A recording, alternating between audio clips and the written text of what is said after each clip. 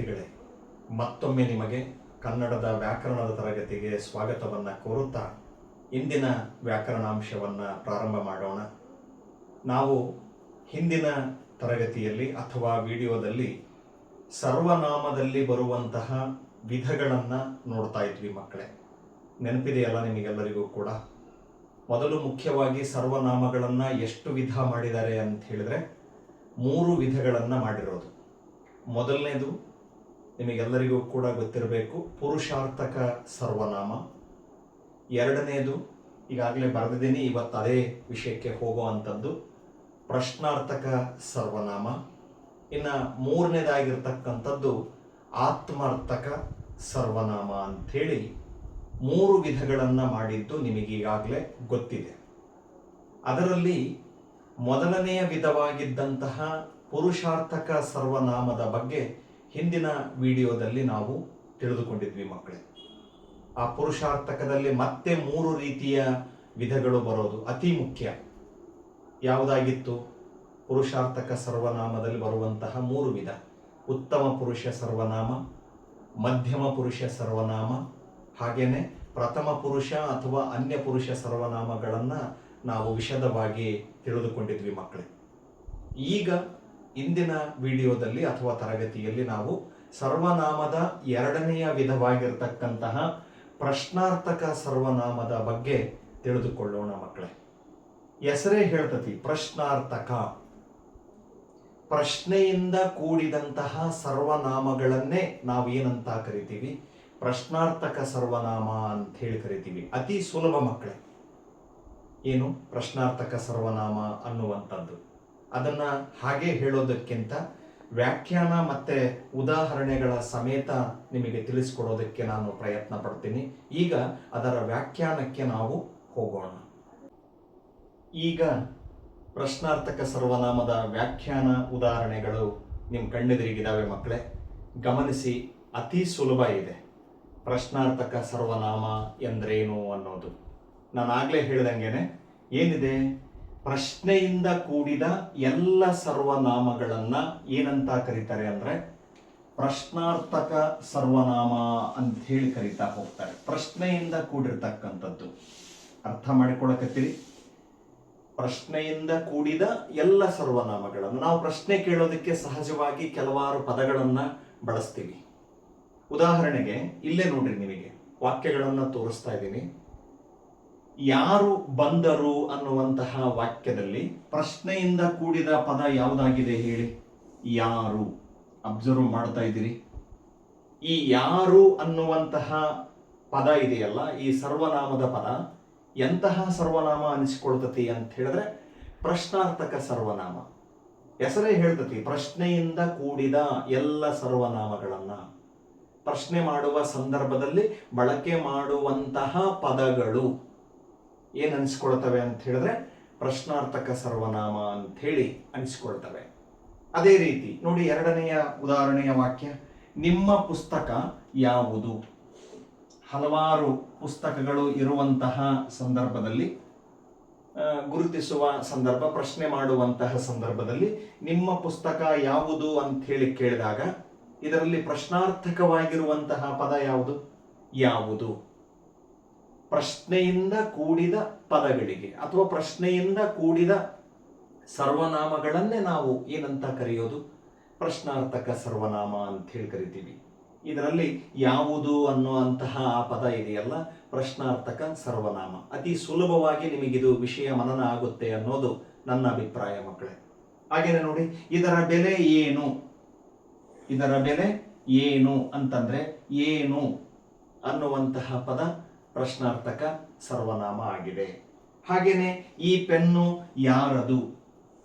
ಯಾರದು ಅನ್ನುವಂಥದ್ದಿದೆಯಲ್ಲ, ಯಾರದ್ದು, ಯಾರದು, ಯಾರಿಗೆ. ಈ ಪೆನ್ನು ಯಾರಿಗೆ ಬೇಕು ನಾವು ಬದಲಾಯಿಸಬಹುದು. ಒಟ್ಟು ಪ್ರಶ್ನೆ ರೂಪದಲ್ಲಿ ಪದವಿರಬೇಕು.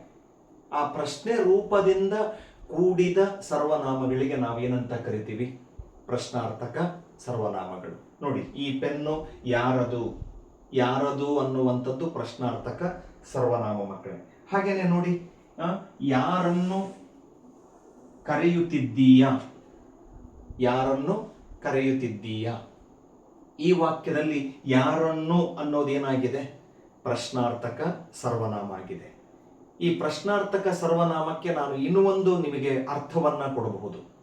ಏನು ಅಂದ್ರೆ, ನಾಮಪದದ ಸ್ಥಾನದಲ್ಲಿ ಬಂದು, ಚೆನ್ನಾಗಿ ಅರ್ಥ ಮಾಡ್ಕೊಳ್ಳಿ ಮಕ್ಕಳೇ, ನಾಮಪದದ ಸ್ಥಾನದಲ್ಲಿ ಬಂದು ಉತ್ತರವನ್ನ ನಿರೀಕ್ಷಿಸುವ ಪದಗಳಿಗೆ ಅಥವಾ ಉತ್ತರವನ್ನ ನಿರೀಕ್ಷಿಸುವ ಸರ್ವನಾಮಗಳಿಗೆ ಏನಂತ ಕರೀತಾರೆ ಅಂದ್ರೆ ಪ್ರಶ್ನಾರ್ಥಕ ಸರ್ವನಾಮ ಅಂತ ಹೇಳಿ ಕರೀತಾರೆ.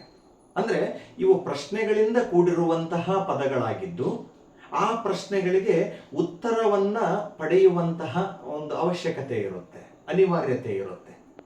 ಹಾಗಾಗಿ ಉತ್ತರವನ್ನ ನಿರೀಕ್ಷಿಸುವ ಸರ್ವನಾಮಗಳಿಗೆ ನಾವು ಏನಂತ ಕರಿತೀವಿ ಅಂದ್ರೆ ಪ್ರಶ್ನಾರ್ಥಕ ಸರ್ವನಾಮಗಳು ಅಂತ ಹೇಳಿ ಕರೀತಾ ಹೋಗ್ತೀವಿ.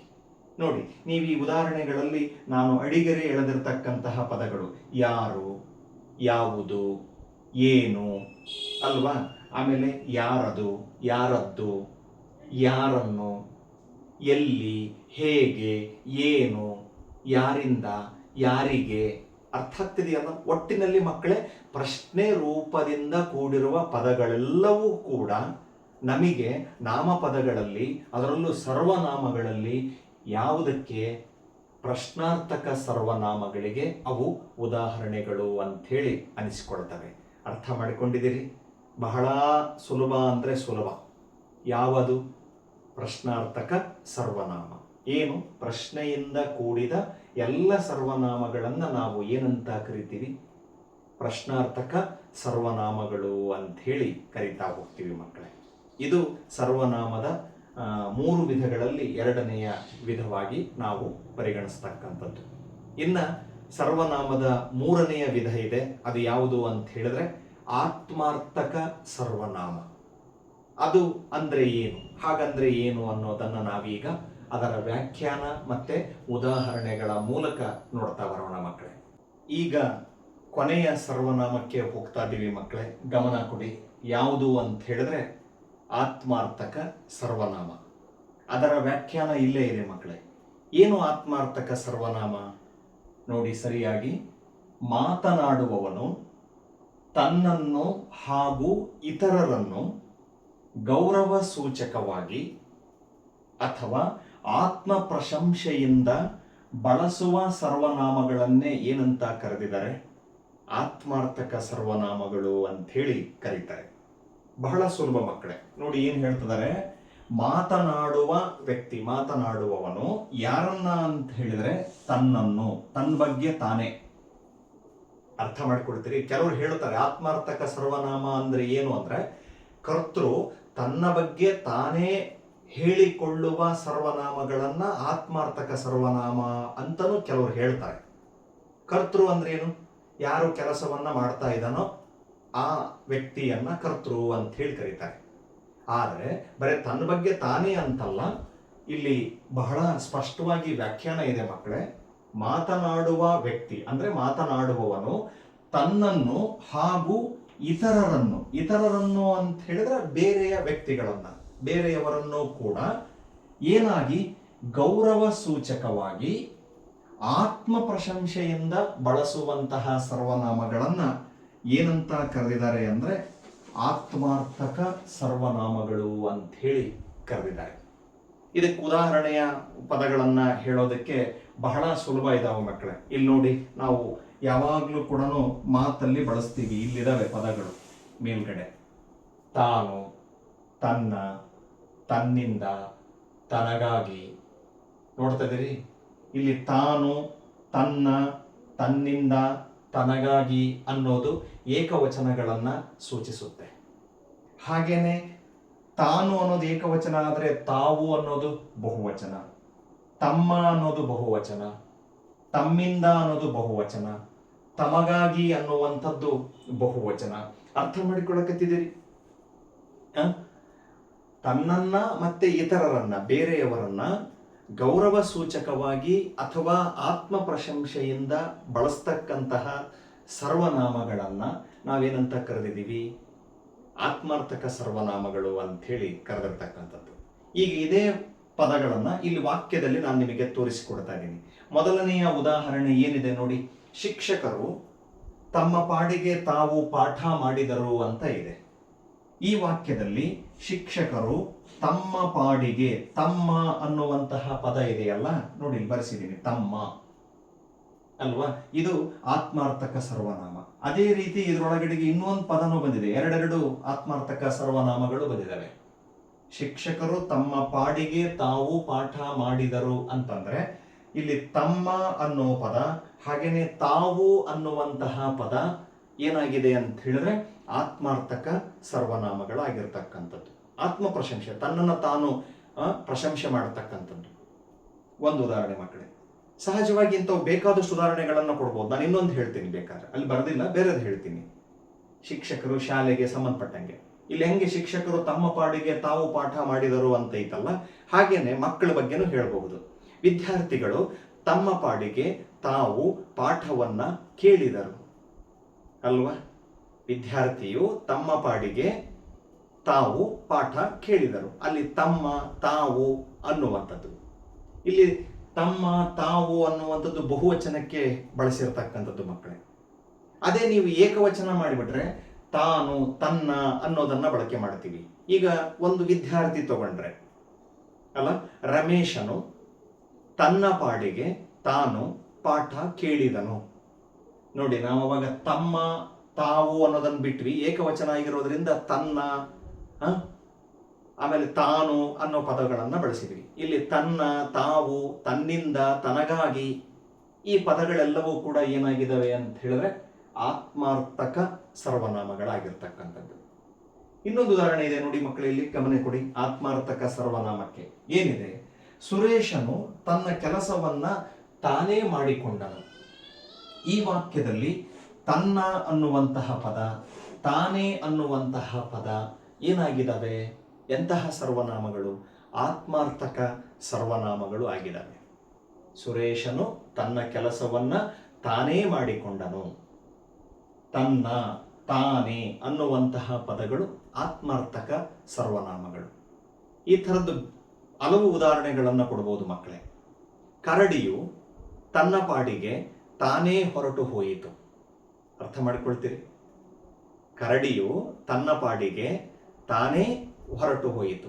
ತನ್ನ, ತಾನೇ ಅನ್ನುವಂಥದ್ದು ಏನಾಗಿದೆ? ಆತ್ಮಾರ್ಥಕ ಸರ್ವನಾಮ ಆಗಿದೆ ಮಕ್ಕಳೇ. ಅದೇ ರೀತಿ ಬೇಕಾದಷ್ಟು ಹೇಳ್ಬೋದು. ನಮ್ಮ ಮನೆಗೆ ಬಂಧುಗಳು ತಮ್ಮ ಪಾಡಿಗೆ ತಾವೇ ಬಂದರು ಅಲ್ವಾ. ನಮ್ಮ ಮನೆಗೆ ಬಂಧುಗಳು ತಮ್ಮ ಪಾಡಿಗೆ ತಾವೇ ಬಂದರು, ಬಂದ ಮೇಲೆ ತಮ್ಮ ಪಾಡಿಗೆ ತಾವೇ ಹೋದರು. ಹಿಂಗೆ ಹೇಳಿದಾಗ ಅಲ್ಲಿ ತಮ್ಮ, ತಾವೇ ಅನ್ನುವಂಥದ್ದು ಏನು? ಆತ್ಮಾರ್ಥಕ ಸರ್ವನಾಮಗಳು ಆಗಿದ್ದಾವೆ. ಅರ್ಥ ಆಯ್ತು? ಮಕ್ಕಳು ತಮ್ಮ ಪಾಡಿಗೆ ತಾವೇ ಓದಿಕೊಂಡರು. ಮಕ್ಕಳು ತಮ್ಮ ಪಾಡಿಗೆ ತಾವೇ ಹಾಡಿಕೊಂಡರು.